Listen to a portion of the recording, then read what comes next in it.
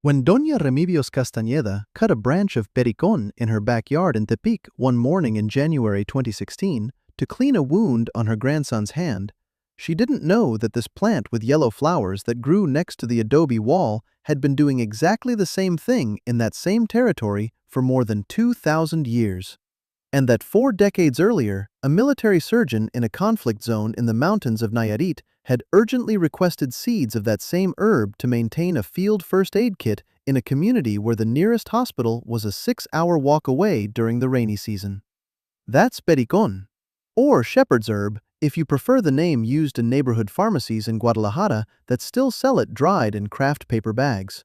Or yahutli, which is the name it appears under in 16th century Nahuatl medical texts when doctors at the Royal Hospital of the Natives prescribed it for fevers of the flank, stomach aches, and to clean wounds that wouldn't heal. A flower as yellow as the mid-August sun. A flower that the Huicharitari, the people the world calls Huichol, still use in their ceremonies dedicated to Tate Niwetuka, the goddess of corn, and to the gods of water and wind, because the Pericón blooms precisely when the rains begin and the corn begins to ripen. And this coincidence is no accident for a people who for millennia have read the calendar of plants with the same precision with which an astronomer reads the movement of the planets. And at the same time, not in contradiction, but in perfect coherence, a plant that can stop minor bleeding in a matter of minutes, that has documented antibacterial activity, that the indigenous health promoters of the Mexican Social Security Institute use as a first-line treatment in communities in Nayarit, Jalisco, and Guerrero, where there is no doctor or pharmacy within 3 hours. This is the story of the Pericón. Of why it exists in almost every garden in Mexico and yet appears in no medical textbook. Of what the Huicharitari and Nahua peoples knew, knowledge that took universities decades to begin verifying. And of what was lost along the way, from a yellow-flowered plant in a backyard in Tepic to the operating room of an urban hospital.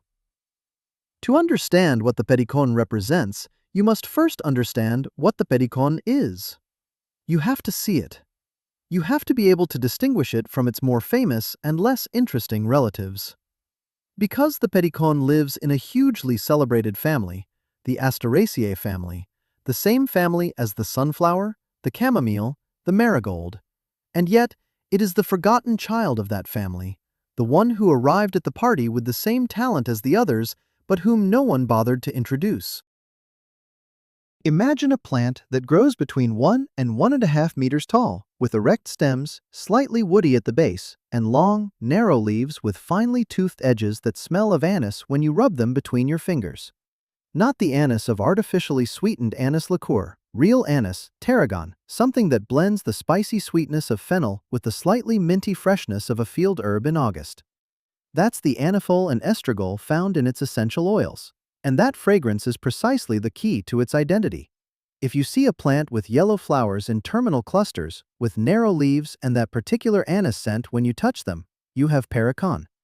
The flowers are small, perfectly circular from above, a saturated golden yellow that, in full bloom, which occurs between August and November in central and western Mexico, transforms the entire plant into a cloud of color that attracts bees with an intensity comparable to that of the marigold. But while the marigold has conquered the altars, the markets, and the popular imagination of the Day of the Dead, the Mexican Pericón has remained in backyards and along roadsides, known to those who know it and unknown to everyone else. That the plant botanists call Tagetes lucida is related to the marigold is a fact anyone who sees them together can infer from the shape of their flowers and the structure of their leaves. But the difference between the two is exactly the difference between a cousin who stayed in the village doing the real work and a cousin who went to the city and became famous. The marigold has the recognition, the commercial distribution, the presence in supermarkets, the UNESCO designation. The Mexican marigold has the pharmacology, and for centuries, pharmacology was what mattered in a world where there were no hospitals in the mountains of Jalisco. The Huicharitari have a word for Pericón, Xuchuri, which describes both the physical plant and its ritual function and significance in the cycle of the year. When the first summer rains arrive and the sky over the Sierra Madre Occidental begins to fill with clouds that bring the water the corn needs to survive, the Wiharitari mark this moment with ceremonies in which Pericón, which blooms precisely at this crossroads between drought and rain, appears as a sacred ornament, an offering, and medicine all at once. There is no separation between these three uses. The plant that protects the body is also the plant that connects human beings with the forces that regulate water and corn, because for a people who live from rain and corn, the health of the body and the health of the land are one and the same, viewed from two different perspectives. This integration of ceremonial and medicinal use is not mysticism. It is empirical observation encoded in ritual language. The Huicharitari noticed, at some point during the 2 or 3 millennia they have lived alongside the Mexican marigold in the Sierra Madre Occidental, that the plant bloomed precisely when the weather changed, and summer illnesses, diarrhea, intermittent fevers, and wound infections exacerbated by heat and humidity increased in frequency. And they noticed that the same plant that heralded the changing season was also effective against these illnesses. The relationship between the flower and the timing was not decorative, it was functional. It was a reminder, integrated into the ceremonial calendar, of when to prepare, harvest, and have a specific medicinal resource readily available. That is precisely what ethnobotanists call integrated ecological knowledge. The knowledge of when something happens, what resources are available at that time, and how to use them, encoded in a cultural practice that ensures its transmission across generations, regardless of whether people are literate, whether there is a formal health system, or whether there is electricity in the community. The ceremony is the textbook. The flower is the reminder of the subject. The Nahua people of central Mexico called the Pericón plant yahutli, and its use in 16th century medicine is documented with surprising precision when the texts are reviewed.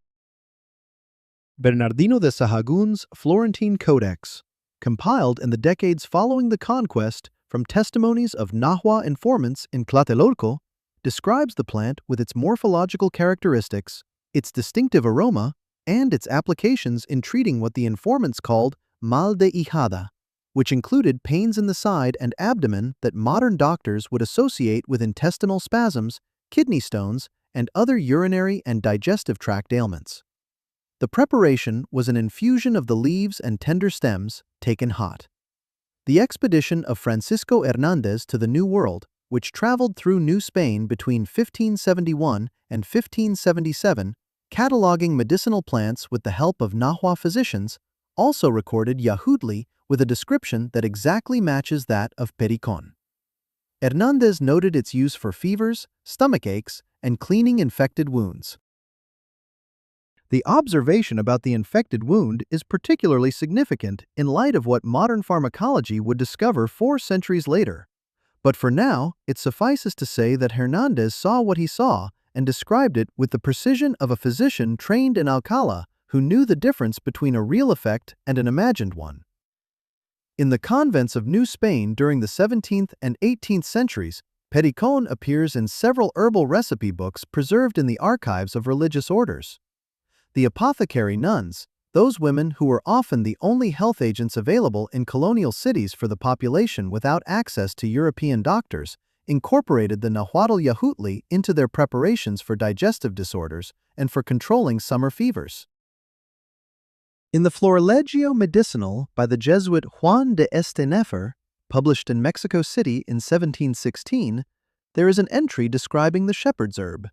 The name Estenefer used, the Spanish name that eventually stuck in popular usage, as a remedy for espanto, which was the colonial term for a set of symptoms that included tachycardia, sweating, insomnia, and digestive disorders associated with intense fright, and which, in modern terms, would quite accurately describe what we would now call an acute stress response with gastrointestinal involvement. That a plant with potential anxiolytic activity is used to treat fright is no coincidence.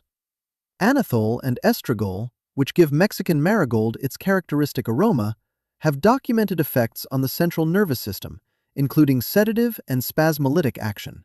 That is, they relax muscle spasms, including the intestinal spasms that accompany acute stress. Colonial physicians and convent apothecaries didn't know what anethole was. But they knew the herb worked, and that was enough to include it in their prescriptions. In the mountains of Jalisco, in the Huichol region, Pericón is not alone in its medicinal function. It coexists with a traditional healthcare system that researchers in the medical anthropology department at the University of Guadalajara have extensively documented over the last 30 years. This system includes distinct specialists: the Maracame, the shaman doctor who works with the spiritual diagnosis of illnesses, and the herbalist who works with physical remedies, sometimes the same person and sometimes different people, and a pharmacopoeia that includes between 30 and 50 commonly used plant species, among which Pericón occupies a central place precisely because of its versatility. It is used for digestive issues, fevers, and wounds, and it blooms at the time of year when all these ailments reach their peak frequency. The hemostatic use of Pericón, its ability to stop minor bleeding when applied directly to a wound, is probably the least known property outside the indigenous and farming communities that use it, and it is also the property with the most immediate practical implications. For a bleeding wound, the process is simple. Fresh Pericón leaves are taken, crushed or chewed into a green, aromatic paste, and applied directly to the wound as a poultice. The hemostatic effect is observed within minutes. The bleeding slows, the hemorrhage stops. Why does it work? The answer lies in the flavonoids, quercetin, isohamnetin, and patcholine, that Mexican marigold concentrates in its leaves and flowers in quantities that phytochemical analyses over the last 3 decades have measured with increasing precision. Flavonoids have hemostatic activity through several mechanisms. They promote local vasoconstriction, meaning they constrict blood vessels at the wound site, reducing blood flow to the cut. They also promote platelet aggregation, meaning they help platelets stick together to form the plug that seals the wound. And they have antibacterial activity that protects the wound site from colonization by pathogenic bacteria in the hours following application. In an urban hospital, those 3 effects would be achieved with 3 different products: a topical vasoconstrictor, a platelet hemostatic agent, and a surface antibiotic. In a backyard in Tepic or in a community in the mountains of Nayarit, without access to a pharmacy, they are achieved with a Mexican marigold leaf and the hands of someone who knows how to use it. This convergence is not magic. It is not ethnobotanical romanticism. It is empirical pharmacology that has been applied for 2 millennia with consistent results in populations that had no other option and that would have abandoned the practice centuries ago if it hadn't worked. Traditional knowledge systems, like modern scientific systems, eliminate what doesn't work. What persists for 2,000 years in a people's clinical practice is what works. Dr. Eduardo Corona, a physician and health promoter who worked for 15 years in Wixaritari communities in the Sierra de Nayarit as part of a program of the Mexican Social Security Institute, documented in the 1990s how local health promoters, men and women from the communities themselves trained in basic first aid, incorporated Pericón, Mexican tarragon, as a first-line hemostatic agent in emergency situations before any formal medical attention arrived. Not as an alternative to modern medicine, but as a first response while modern medicine took between 3 and 6 hours to arrive, if it arrived at all. The Sierra Madre Occidental is no small geographical feature. It's a mountain range over 1,000 kilometers long, with indigenous communities nestled in ravines and canyons. During the rainy season, precisely when the Mexican marigold, Pericón, blooms, and when wounds and infections are most common, access via dirt road can take between 4 and 8 hours from the nearest regional hospital. In this context, the difference between knowing how to use Mexican marigold and not knowing how can be the difference between a wound that heals in 2 hours and one that becomes infected and complicated over 2 days. This reality is neither quaint nor anecdotal. It is a public health issue that the Mexican healthcare system has been trying to address for decades through programs for indigenous health promoters, many of whose training includes the recognition and basic use of local medicinal plants with documented efficacy. Pericón is included in these programs. Urban doctors from the Mexican Social Security Institute who supervise these promoters sometimes learn the name of the plant for the first time through this interaction. Knowledge travels in the opposite direction to that assumed by the education system. The use of Pericón as a local anesthetic and digestive aid in long-lasting Huichol ceremonies has an additional pharmacological dimension that ethnobotanical researchers at the University of Guadalajara and the National Autonomous University of Mexico have begun to document more rigorously over the last 20 years. Huichol ceremonies can last between 1 and 5 days, involving meager food, prolonged vigils, and exposure to the cold of the mountains at night. In this context, Pericón is consumed as a hot infusion, what would be called tea in ordinary terms, with a function that combines caloric, digestive, anxiolytic, and ceremonial aspects in a single act. The spasmolytic effect of anethole reduces intestinal cramps caused by fasting. The mild sedative effect facilitates the altered states of consciousness sought by the Maraacame, shaman. The warmth of the infusion counteracts the nighttime temperature. The plant's specific fragrance acts as an olfactory marker of a ceremonial state, distinct from the ordinary state. This multifunctional use, which to an outside observer without context might seem arbitrary or folkloric, is actually a technically sophisticated solution to a set of physiological needs specific to a particular situation.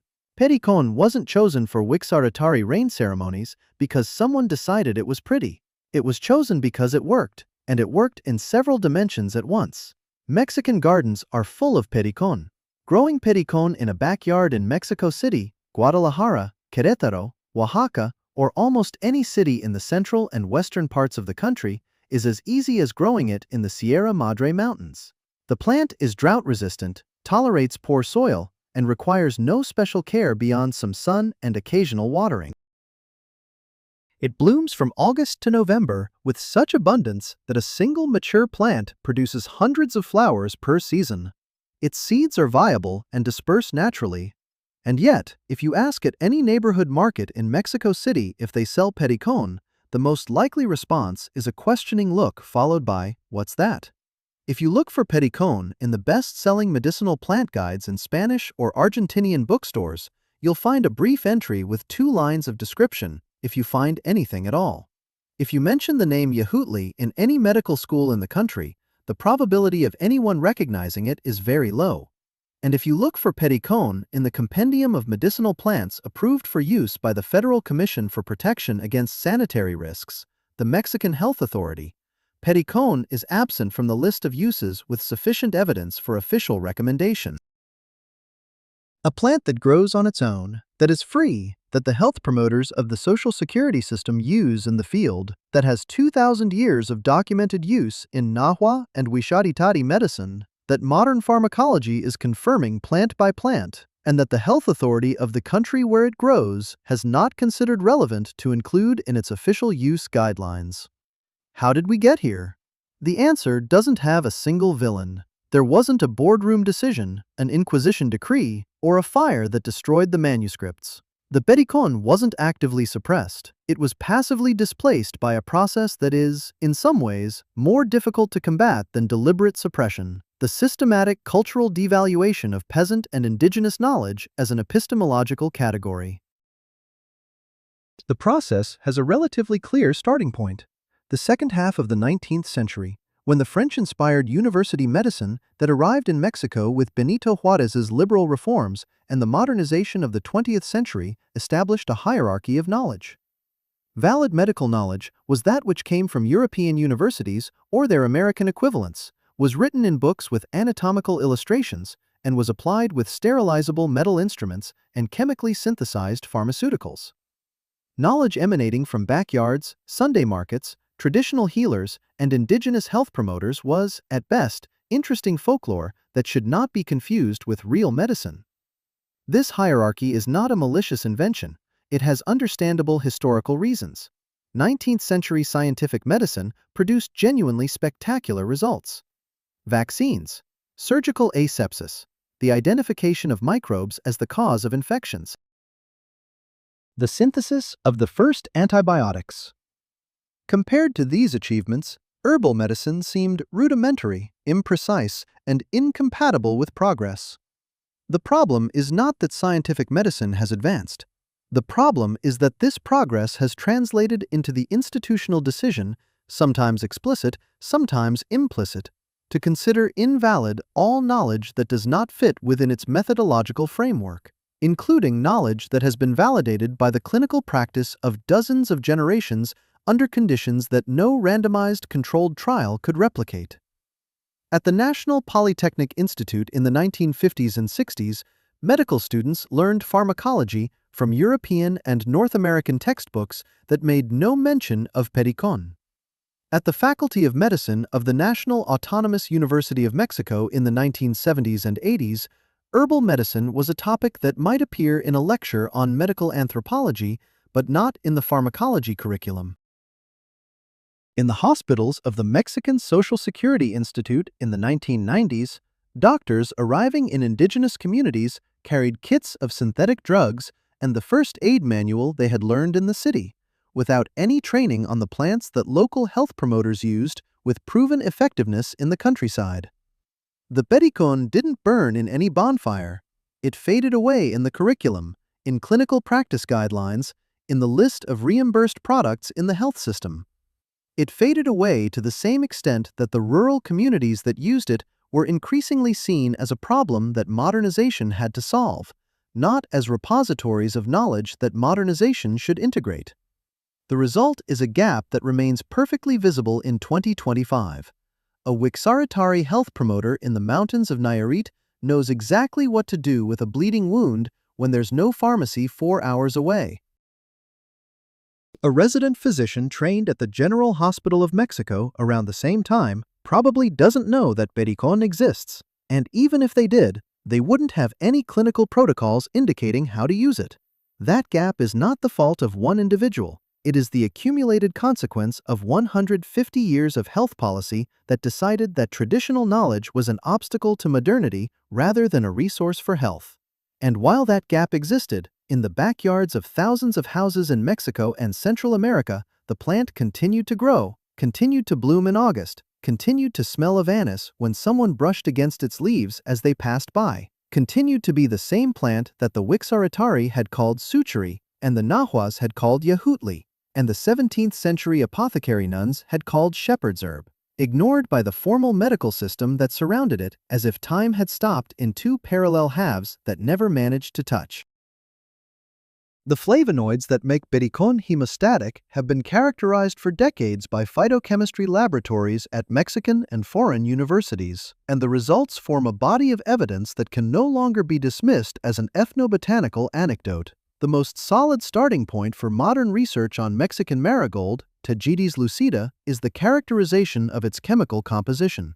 Phytochemical studies published between the 1990s and the first decade of the 21st century identified with increasing precision the compounds responsible for its biological effects. The essential oil from the leaves and flowers contains anethol and estragol as major components, between 50 and 70% of the volatile fraction, depending on the extraction method and the time of harvest. The flavonoid fraction contains quercetin, isorhamnetin, and patcholine. Patcholine is a flavonoid not found in many other plants and has been the subject of specific research by the Phytochemistry Group at the Institute of Chemistry of the National Autonomous University of Mexico, UNAM, which published a series of papers in the late 1990s on the anti-inflammatory and antispasmodic activity of Tagetes lucida extracts, laying the groundwork for subsequent clinical research. The hemostatic activity, a property observed for millennia by the Huichol and Nahua peoples, was specifically studied in works published in the Journal of Ethnopharmacology, the world's leading journal in the field of traditional medicinal plants. Studies conducted with aqueous extracts of Pericón, Mexican tarragon, applied in experimental models confirmed that the reduction in bleeding time observed by traditional users was neither a placebo effect nor a coincidence. The plant's flavonoids, particularly quercetin and isorhamnetin, showed local vasoconstrictive activity and promoted platelet aggregation at concentrations comparable to those obtained in a homemade preparation of crushed leaves applied directly to a wound. Concentration matters. Not just any amount will produce the desired effect. But the concentration achieved with traditional use, a handful of fresh, crushed leaves applied to the wound, is within the range of active concentration. The traditional method is not an imprecise approximation of something that should be done differently. It is the correct method for achieving the desired effect with the means available in the field. A study by researchers at the University of Guadalajara, published in the journal Phytomedicine in the early 21st century, analyzed the antibacterial effect of Pericón extracts against a panel of bacteria that included Staphylococcus aureus, Escherichia coli, and Pseudomonas aeruginosa. All three are pathogens that frequently colonize wounds, and their resistance to conventional antibiotics is a growing concern in emergency medicine. Pericón extracts showed significant inhibitory activity against all three, with minimum inhibitory concentrations that the researchers described as relevant for topical application. Pericón is not proposed as a substitute for systemic antibiotics.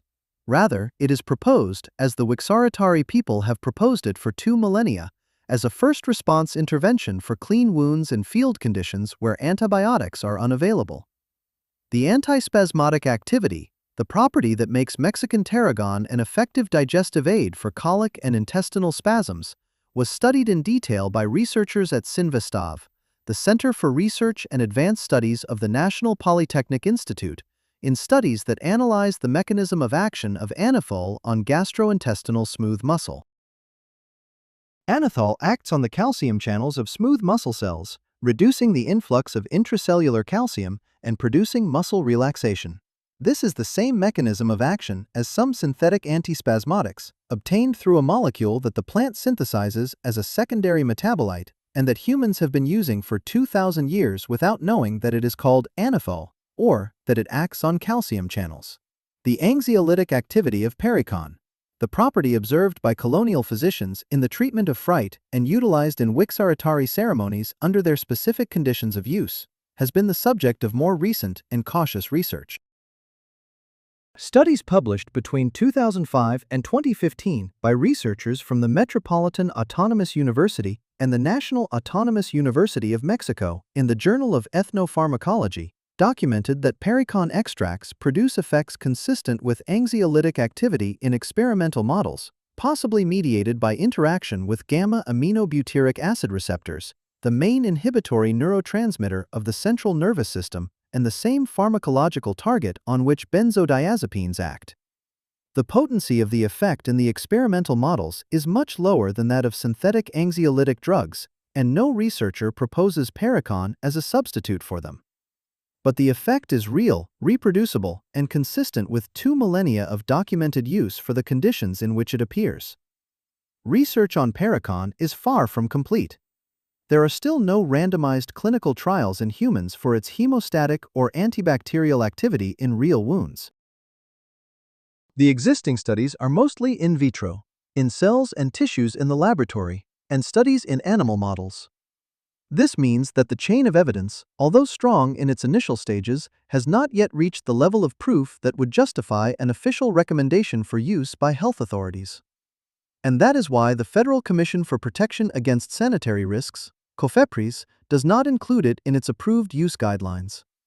This absence is not a conspiracy or active suppression. It is the result of a scientific validation system that requires a very high level of testing before approving any substance for medical use. A high level that is, in general, good because it protects the population from ineffective or dangerous products. The problem is not the standard itself.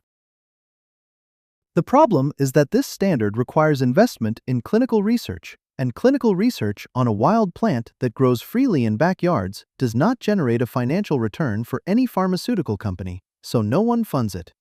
The existing studies on Pericón have been funded by Mexican public universities with limited budgets, by research funds from the National Council of Science and Technology, now renamed CONACYT, and by international organizations interested in traditional medicine, such as the World Health Organization. There is no private laboratory with a commercial interest in validating a plant that cannot be patented and that anyone can grow in their backyard. This asymmetry in research funding is one of the most silent and effective mechanisms for suppressing herbal knowledge. Research isn't prohibited, it's simply defunded. The result is the same. The plant remains outside formal clinical protocols, but the mechanism is invisible because no one explicitly ordered that research on Pericón not be conducted. No one actually put the money on the table. This is where the story of Pericón connects with a broader discussion about the gap between traditional knowledge and formal medicine, a discussion currently taking place in universities in Mexico, Colombia, Peru, and Spain. If you find the stories on this channel important, subscribe. We unearth knowledge every week that time and the market have tried to bury, and the next story is just as urgent as this one. The Pericón is not dead. That's what makes this story different from so many other stories of knowledge we've told. The Pericón is alive, it's growing, and the people who know how to use it continue to use it with the same effectiveness and precision as 2 millennia ago. In the Tlacolula market in Oaxaca, on the Sunday that coincides with the feast of St. Michael, precisely when the Pericón is in full bloom, fresh bunches of the plant appear at the herbalist stalls alongside the marigolds and cempasúchil used on Day of the Dead altars. The herbalists of Tlacolula know the difference between Pericón and cempasúchil. They know what each is used for, and they sell Pericón to people from the surrounding rural communities who come to restock. This knowledge hasn't disappeared from the market. It has been displaced from the formal health system and has survived in the informal circuits where it has always existed. In herbal shops in Guadalajara's historic center and in natural pharmacies in the Roma neighborhood of Mexico City, Pericón is sold dried in paper bags, sometimes under the name Herb of the Shepherd, and sometimes simply Pericón, depending on who packages it and in what region. The quality varies because regulations for dried herbal products in Mexico are lax, and storage time can degrade the essential oils containing the active ingredients. For maximum effectiveness, the safest option is to grow it yourself, and growing it is easy. Pericón grows from seed, and seeds are available at community seed banks in Oaxaca, at native seed fairs in Morelos and Puebla, at some garden centers specializing in native Mexican plants, and at seed stalls in the Tlacolula market. Established plants can also be found at the nurseries specializing in native plants that have proliferated in Mexican cities over the last decade. Sowing takes place in spring, between March and April, either directly in the final location or in pots.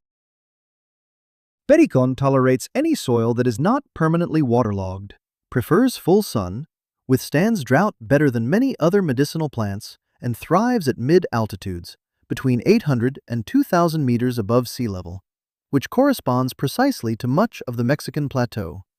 Once established, Pericón is a perennial plant that can live for several years and is lightly pruned at the end of the flowering season to maintain a compact shape and encourage new growth the following season. The leaves can be harvested for infusion throughout the active growth period, but their highest concentration of essential oils is reached just before and during flowering, between August and October. The anise aroma is the most reliable indicator of aromatic quality. If the leaves smell intense when rubbed, the plant is at its best for harvesting. The flowers are harvested when fully open and dried in the shade, in a well-ventilated place, spread in a single layer on paper or a rack, never piled up, because the heat and humidity accumulated in a pile of fresh flowers quickly degrades the essential oils. For digestive or calming infusions, the traditional preparation is simple. 2 or 3 tender branches with flowers, fresh or dried, steeped in hot water for 5 to 10 minutes, with the container covered to retain the volatile essential oils, which would be lost if left uncovered. It is drunk hot, 1 to 3 cups a day depending on the purpose. In Wixaritary ceremonial use, it is used in a much more concentrated infusion and in specific contexts that are not replicated in ordinary domestic use. For hemostatic use on minor wounds, superficial cuts, scrapes, small lacerations, the traditional method is to apply crushed or chewed leaves directly to the wound as a poultice, keeping them in contact with gentle pressure for several minutes. This use makes sense in emergency situations in the field or backyard when there is no immediate access to a pharmacy. It is not a substitute for medical attention for deep wounds, contaminated wounds, wounds that do not stop bleeding after several minutes of pressure, or any wound where there is doubt about the need for sutures. For those situations, the correct response is medical attention, not Pericón. Pericón is a first response, not a final solution. The known contraindications of Mexican marigold, Pericón, are limited but should be clearly stated. Estragol, one of the major compounds in its essential oil, has shown signs of genotoxicity in high-dose animal studies, that is, at doses far exceeding those obtained in ordinary culinary or medicinal use. The Spanish Agency for Medicines and Health Products and the European Food Safety Authority have established that estragol in the quantities present in the culinary use of tarragon, a plant related to Mexican marigold in aromatic composition, does not pose a significant risk to healthy adults. Occasional Mexican marigold infusions falls within this safe range. Prolonged use at high concentrations, or use by individuals with pre-existing liver conditions should be discussed with a doctor before starting. Use during pregnancy is not sufficiently studied and should be avoided as a precaution. Confusion with other species is a real risk that deserves specific attention. Pericón has several relatives in the Tagetes genus that are cultivated as ornamentals in gardens in Mexico and the Spanish-speaking world. The so-called orange and yellow marigolds that fill supermarket spring planters, and these do not have the same phytochemical profile or medicinal uses. The most reliable difference is olfactory. Pericón smells of anise when its leaves are rubbed, while common ornamental marigolds have a stronger, more resinous, and less spicy aroma, which many people describe as unpleasant. If there is no anise scent when the leaves are rubbed, it is not Pericón. There is also a possible confusion with romerillo, another plant with yellow flowers and narrow leaves that grows in vacant lots and along roadsides in the Mexican highlands. Romerillo smells different, more resinous, less anise-like, and its flowers are smaller and less showy than those of Pericón. If in doubt, checking with someone familiar with both plants in the field or consulting a comparative photograph in a reliable botanical guide, such as the Flora of the Tehuacán-Cuicatlan Valley from the Institute of Biology at the National Autonomous University of Mexico, or the Digital Library of Traditional Mexican Medicine from the same institution, is the correct step before using any plant for any purpose. What Dr. Eduardo Corona observed in the Sierra Madre Occidental in the 1990s, Huichol health promoters effectively using Pericón, Mexican marigold, in situations where formal medicine was unavailable, was not a quaint remnant of an obsolete practice destined to disappear. It was a health technology precisely adapted to the specific conditions of a specific environment, and that technology remains relevant precisely because the conditions for which it was developed still exist. The Sierra Madre Occidental is still the Sierra Madre Occidental. The canyons are still 6 hours away from the hospital during the rainy season, and Pericón still blooms in August. The gap between traditional knowledge and the formal medical system does not have to be permanent. Intercultural medicine programs promoted by the Pan American Health Organization in Mexico, Colombia, Peru, and Bolivia since the 2000s have created an institutional space for integrating traditional knowledge into public health systems, with remarkable results in some regions. The traditional medicine program in the state of Oaxaca, which incorporates indigenous health promoters trained in local medicinal plants into the community health system, is one of the most frequently cited examples in Latin American public health literature as a model of effective integration. Pericón, Mexican Pericón, is included in the list of plants documented for use in this program. What's lacking isn't evidence that Pericón works. What's lacking is the political will and funding to complete the chain of evidence that would transform that effectiveness into approved clinical practice, a protocol taught in medical schools, and a resource available in the first aid kits of health promoters across the country. If you find this story important, please share it, and subscribe to this channel so the next one finds you, because every week we open a chapter of nature's archive that someone would rather keep closed. The plant that Doña Remedios Castañeda cut in her backyard in Tepic that January morning to clean her grandson's wound has the same phytochemical profile as the plant an emergency room doctor would design in a laboratory if asked to create an emergency topical hemostatic agent for field use with materials available in nature. The difference is that Doña Remedios didn't need a laboratory. She needed a grandmother to teach her what her grandmother had taught her. That chain of transmission, fragile as all chains that depend on people and not books, has been functioning uninterrupted for 2,000 years. Pericón smells of anise. It grows on its own. It blooms in August.